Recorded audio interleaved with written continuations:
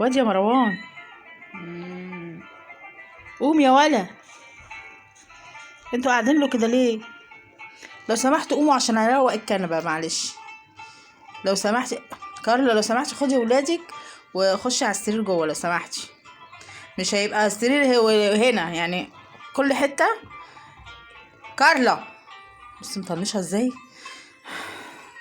ما تربوش قطط، ما تربتش ماشي. خلصت حاجتي من جارتي. كارلا لمي عيالك يا كارلا وخشي الاوضه لو سمحتي. انت يا بت، انت يا بت، انت يا حاجه، انا مش بكلمك يا بت. لو سمحتي يا عصفور قوم معلش. بس طالعين زي امهم رخمه. وده سكر خش على السرير.